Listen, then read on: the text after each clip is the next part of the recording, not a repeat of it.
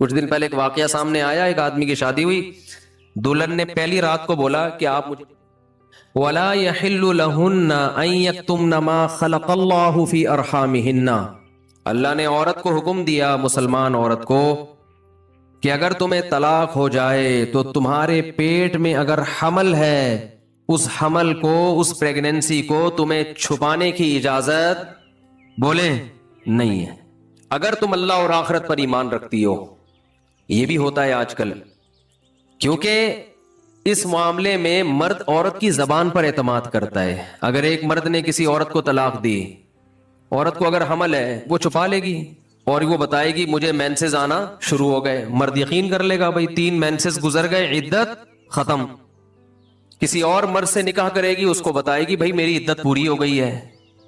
اس بات کا امکان ہے کہ وہ بچہ کسی اور مرد کے کھاتے میں ڈال دے۔ مرد تو نہیں دیکھ رہا کہ واقعی عدت ختم ہوئی ہے، یہ عورت جانتی ہے اور اللہ جانتا ہے۔ تو اس معاملے میں اللہ نے حکم دیا عورت کو کہ وہ خیانت بولے نہیں کرے۔ مردوں کو اللہ نے حکم دیا کہ جب بھی کسی عورت کو تم طلاق دو گے تو اس کا مال چھیننے کی تمہیں اجازت نہیں ہے۔ لا يحل لكم ان تأخذوا مما آتيتموهن شيئا، جو کچھ اس کو دیا ہے نا شادی سے پہلے، ایک دھیلا بھی واپس لینے کی اجازت بولو نہیں ہے۔ آج جہیز بھی جو وہ اپنے گھر سے لائی ہے نا وہ بھی ہتھیا لیتے ہیں، اپنے دیے ہوئے گفٹ تو واپس لیتے ہی ہیں، جو وہ اپنے گھر سے لائی ہے وہ بھی ہتھیا لیتے ہیں۔ یہ سارے قرآن کے احکام ہیں جس کی آج دھجیاں اڑائی جا رہی ہیں، کیونکہ ان احکام کا لوگوں کو علم ہی نہیں ہے۔ لوگ محرم میں کربلا، ربیع الاول میں جو مخصوص بیانات ہوتے ہیں وہ یعنی سیزن وائز چل رہے ہوتے ہیں۔ ہم لوگ جو پریکٹیکل لائف ہے، ہماری عملی زندگی ہے، جس کے لیے پیغمبر صلی اللہ علیہ وسلم کو بھیجا گیا، معاشرے کی اصلاح کے لیے، اللہ کے حقوق سکھانے کے لیے اور ایک دوسرے کے حقوق سکھانے کے لیے، اس پریکٹیکل لائف کی طرف ہماری توجہ نہیں ہے۔ ہم دوسری چیزوں میں زیادہ لگ گئے ہیں، بس وہ جوشیلی تقریریں، لوگوں کو رلانا دھلانا، یہ کام رہ گیا ہے بہت سو کا، سب کا نہیں۔ اہل حق ہر دور میں رہیں گے۔ تو اللہ نے حکم دیا کہ ڈیورس کے بعد آپ کو عورت سے کچھ لینے کی اجازت بولو نہیں ہے۔ ہاں، خلا کی صورت میں مہر واپس لے سکتے ہو۔ خلا یہ ہوتا ہے کہ مطالبہ عورت کی طرف سے ہو طلاق کا، آپ تو نہیں دینا چاہتے، اچھی بلی زندگی گزر رہی ہے، اسی کو دماغ خراب ہو رہا ہے اس کا، نہیں مجھے نہیں رہنا، تو پھر اس صورت میں مرد اگر ڈیورس دے تو وہ یہ شرط لگا سکتا ہے کہ میرا خرچہ واپس کرو، خام خواہ میں کیوں کرایا خرچہ۔ کچھ دن پہلے ایک واقعہ سامنے آیا، ایک آدمی کی شادی ہوئی، دلہن نے پہلی رات کو بولا کہ آپ مجھے پسند نہیں ہو، میں تو کہیں اور شادی کرنا چاہتی تھی، ابا نے آپ کے متھے باندھ دیا۔ حالانکہ 6 مہینے سے تیاریاں چل رہی ہیں اب کیا گزرے گی اس آدمی کے اوپر۔ تو خیر اس نے تو اٹھا کے پٹخنا ٹھکائی لگانا شروع کر دی، کمبخت ایک میسج کر دیتی کہ میں راضی نہیں ہوں، میرا خرچہ کرا دیا، اب پہلی رات کو بول رہی ہے کہ نئی ٹھکائی لگانی چاہیے تھی، میں نہیں کہہ رہا لیکن اس نے لگائی ٹھکائی، غلط کیا اس نے۔ تو ایسے موقع پہ بھائی ٹھیک ہے اپنا راستہ لو، میرا خرچہ واپس۔ اب کون رکھے گا ایسی صورت میں؟ چاہتی کہیں اور تھی بھائی تو چاہتی تھی بھی اگر کہیں اور، تو اب بتانے کی کیا ضرورت ہے؟ ہر بات بتائی تھوڑی جاتی ہے، بولو بھائی دل میں بولو چاہتی تو تھی لیکن چلو ہو گئی، اب اسی کو چاہنا شروع کر دیں گے آہستہ آہستہ۔ گدھا بھی اگر آپ پال لینا تھوڑے دنوں میں اس سے بھی محبت ہو جاتی ہے، تو پورا 2 ہاتھ 2 پاؤں کا انسان ہے، تھوڑے دنوں میں اچھا لگنے لگے گا، یہ سوچ کے صبر کر لو۔ پوری رپورٹیں پیش کر رہی ہیں اس کو پوری رپورٹ۔ تو ظلم وہاں سے ہو، مطالبہ وہاں سے ہو، تو پھر آپ واپسی کا مہر کا واپس مطالبہ کر سکتے ہیں، بھائی جو مہر دیا واپس دو۔ یہ بھی اللہ نے ان آیتوں میں حکم بیان کیا۔ ایک حکم اللہ نے یہ بھی بیان کیا کہ اگر رخصتی سے پہلے طلاق ہو جائے تو پورا مہر نہیں دینا پڑتا بلکہ آدھا مہر دینا پڑتا ہے۔ 1 لاکھ روپے مہر رکھا گیا تھا، آپ ابھی رخصتی ہوئی نہیں، آپ نے ڈیورس دے دی، تو پورا مہر نہیں ہے بلکہ آدھا مہر ہے۔ اس میں اللہ نے ترغیب دی ہے کہ مرد پورا دے دے تو اچھا ہے، اور عورت کو ترغیب دی ہے کہ آدھا بھی معاف کر دو تو اچھا ہے۔ ترغیب دونوں کو دی جا رہی ہے، چھوڑو بھائی، لیکن حکم بیان کیا جا رہا ہے کہ مرد کو آدھا دینا پڑے گا اگر وہ مطالبہ کرے۔ اور اللہ نے اہم حکم یہ بھی بیان کیا کہ جب عورت کو طلاق دو تو جہاں وہ طلاق کے بعد نکاح کرنا چاہتی ہے اس کے نکاح میں رکاوٹ मत बनो, कबाब में हड्डी बनने की कोशिश मत करो। ये भी जमाने जाहिलियत में होता था और आज भी होता है।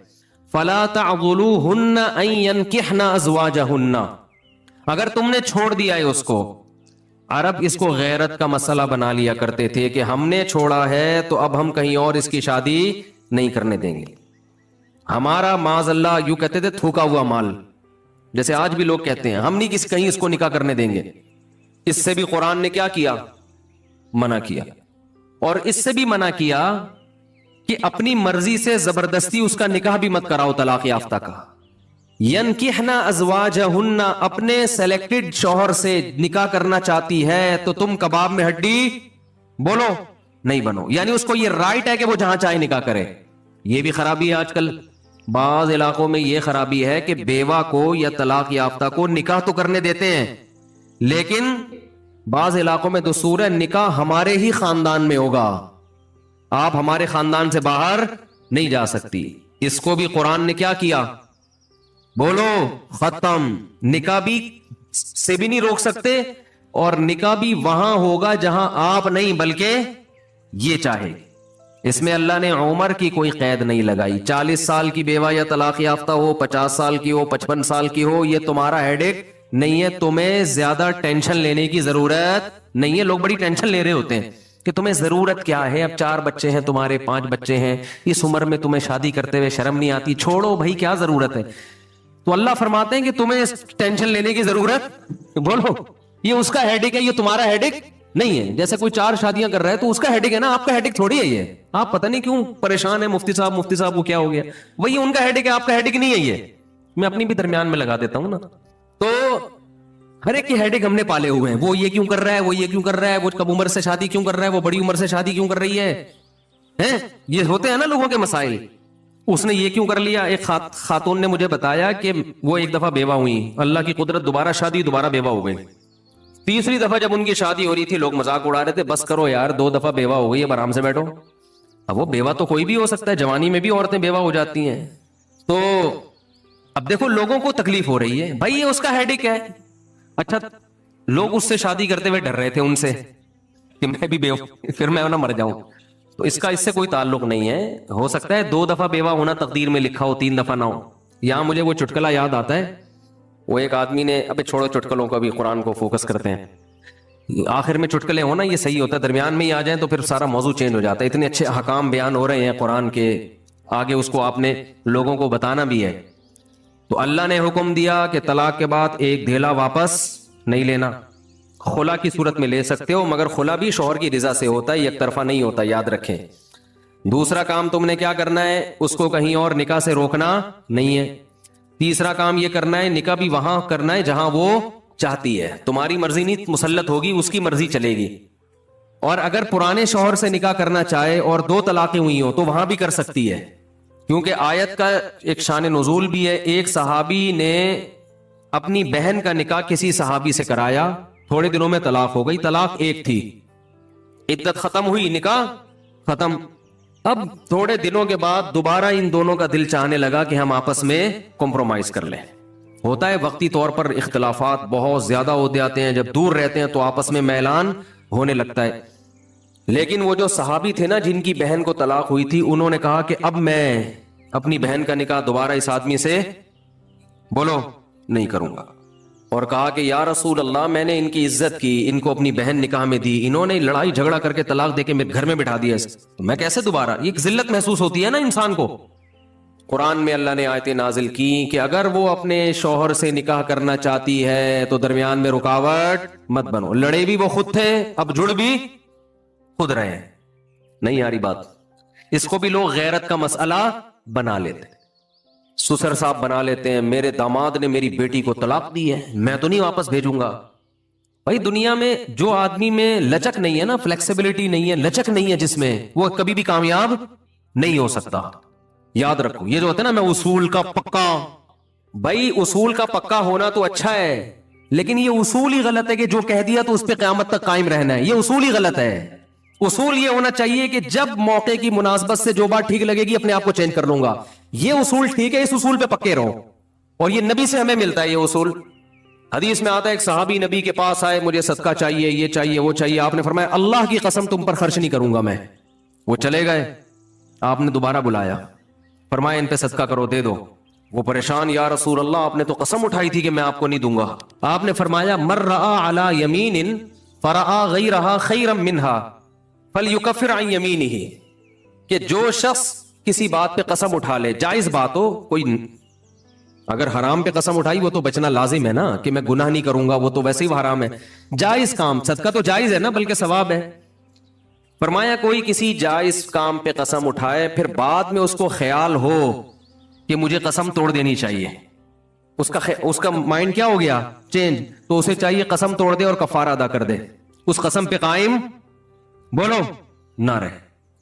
قسم پہ جب قائم نہ رہنے کا حکم ہے تو بغیر قسم کے میں نے جو بول دیا بس وہ پتھر پہ لکیر بن گیا, یہ تو پاگل اور گدھے ہونے کی علامت ہے. قسم بھی اگر کھا لی ہو تو بھائی اس وقت یہ خیال تھا کہ نہیں دینا, اب زمینی حقائق کہہ رہے ہیں کہ اس کو دینا ہے, تو اب قسم توڑو, کفارہ ادا کرو اور دے دو.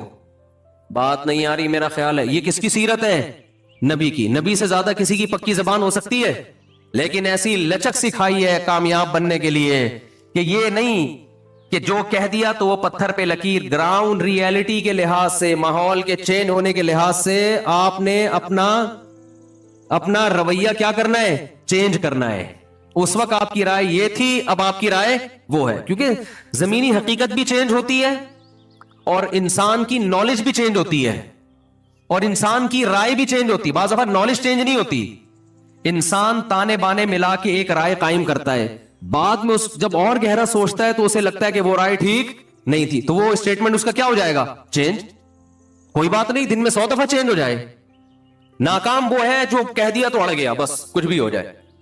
اب دیکھو ایک آدمی آپ کو مستحق نظر نہیں آ رہا تھا, آپ نے کہا اللہ کی قسم تجھے میں صدقہ نہیں دوں گا, تو فراڈی ہے. بعد میں پتا چلا نہیں فراڈی نہیں ہے, آپ کو نہیں, میں نے تو بول دیا تھا میں نہیں دوں گا. بھائی اب فراڈی ہونے کی بیس پہ نہیں دے رہے تھے, تو اب پتا چل گیا یہ فراڈی نہیں ہے. بعض دفعہ پہلے بھی پتا تھا فراڈی نہیں ہے, اب بھی پتا ہے نہیں ہے, لیکن پہلے خیال تھا کہ نہیں دینا چاہیے, اب خیال ہے کہ دے دینا چاہیے, تو رائے چینج کر لو.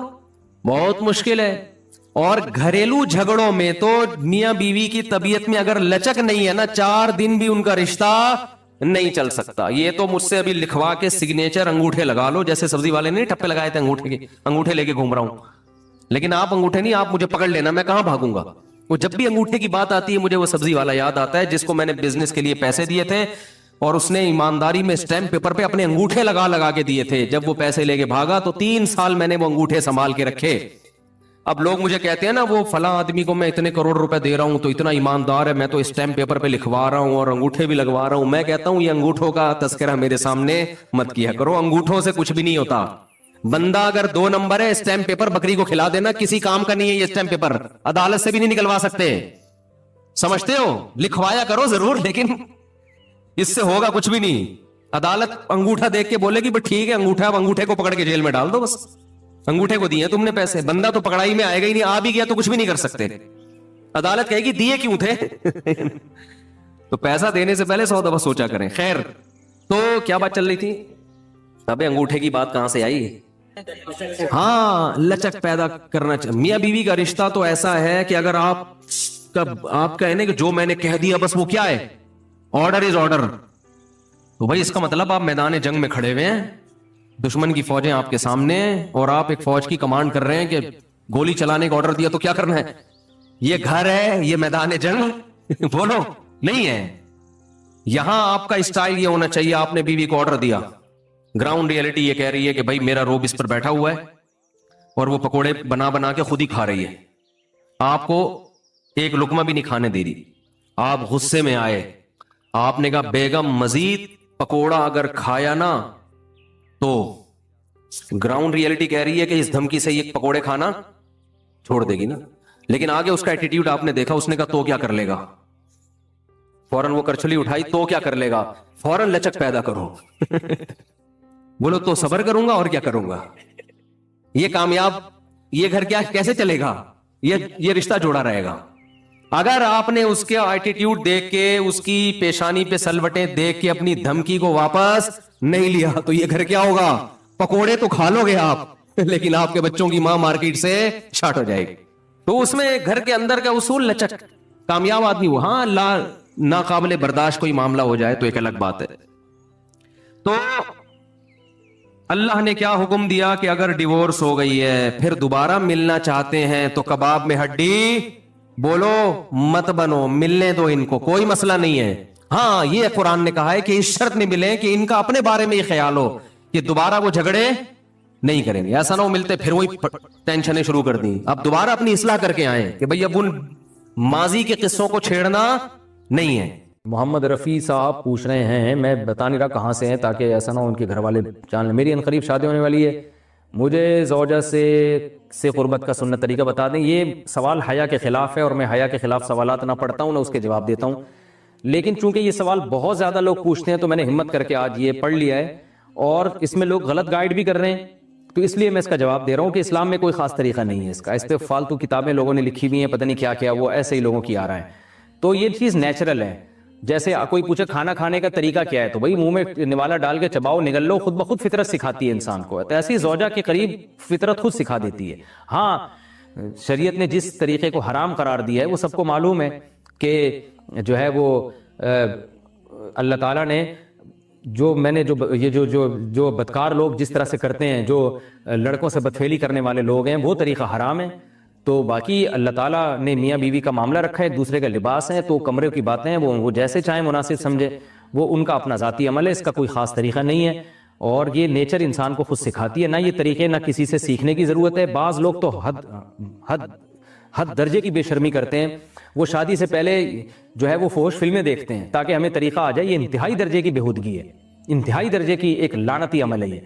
تو یہ کوئی خاص طریقہ نہیں ہے. میاں بیوی ایک دوسرے کا لباس ہیں, وہ جس طرح سے ایک دوسرے کو سیٹسفائی کر سکتے ہیں وہ کر لیں تاکہ ان کی توجہ کسی اور طرف نہ جائے, وہ حلال کی تسکین ان کی بند کمرے کے اندر ہو جائے. اور یہ باتیں لوگوں سے شیئر بھی نہیں کرنی چاہیے. آج یہ بھی ایک حرام کاری ہو رہی ہے, میں بہت سخت الفاظ استعمال کر رہا ہوں اس لیے کہ یہ, اور میرے پاس کوئی ہلکا لفظ نہیں ہے. وہ کیا ہوتا ہے کہ مرد اپنی زوجہ سے ہم بستری کر کے اس کے راز دوستوں کے سامنے فاش کر رہا ہوتا ہے, میں نے ایسے کیا, میں نے ایسے کیا.